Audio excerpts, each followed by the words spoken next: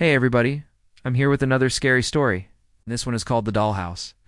It was a house my family and I had stumbled upon while on vacation. We were driving from Florida to Pennsylvania to visit my parents. It had cobwebs hanging over the front porch and a rusted swing hanging from the oak tree by the yard. But the scariest thing was the dollhouse. It was sitting on the porch, maybe 3 feet tall, and it had glass windows and curtains. I could hear what sounded like whispers coming from inside the house. Whatever, my sister replied. I'm going to knock. She tried the door. It was unlocked, and she pushed it open. She was walking closer, or maybe it was the other way around. We began banging on the door, shouting for my sister until our voices were hoarse. But all we got for an answer was the sound of footsteps receding down a hallway and then silence. And if you'd like to submit your own spooky tale, send it to the email provided below. Until next time, happy haunting. When the sun came up, my dad managed to break in one of the back windows. He called my sister's name, but there was no reply. We searched everywhere, but she was nowhere to be seen. The only things missing were her shoes, which were sitting on the welcome mat outside the door. The floorboards creaked and groaned. Then I felt a cold hand grip my shoulder. I screamed and jumped back. It was my dad, his face pale. What the hell, I cried. Why didn't you stop me? What if something happened to her? I tried, he said. The door wouldn't budge. It was like it was locked from the other side. See, I told you there was nothing to be scared of, she said. And then she stepped inside. The door slammed shut with a resounding boom and the voices started up again. Hey, I called Sis. Are you okay? Dad, do something?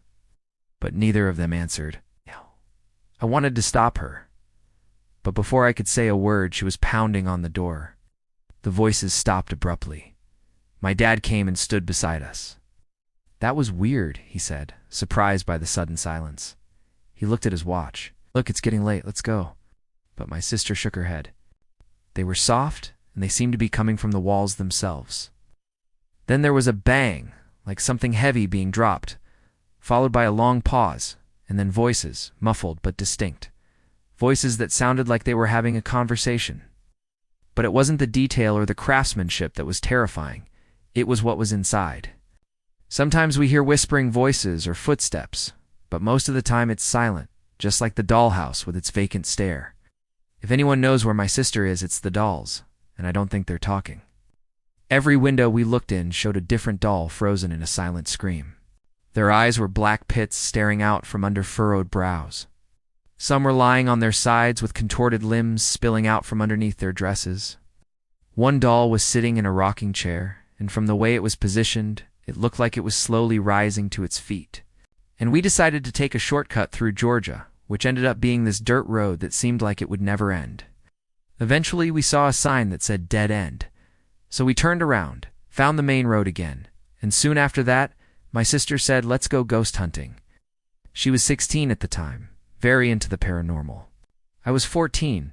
I liked the idea of ghost hunting, but I didn't really buy into it. But we'd heard about this house on that dead end, so we went looking for it. It was an old Victorian-style home that looked like it hadn't been occupied in years. This place is freaky, I told my dad. He was taking pictures of the house. It wasn't much for ghosts either. Don't be such a baby, my sister said. It's just a dollhouse. Come on. Before I knew it, she was dragging me up the creaking steps onto the porch. I wanted to run away, but I couldn't. Something kept me rooted to the spot. Do you hear that? I whispered, pressing my back against the banister. What do you want to bet they sound like they're having an argument? I said. We have to go inside, she insisted. Come on. As I reached for the doorknob, I could hear my sister moving about inside the house. We have to get her out of there, I said. We never found my sister. She disappeared without a trace. Every year on her birthday, we go back to that house and try the door. Thanks for listening. If you enjoyed this story, check out more stories on our website.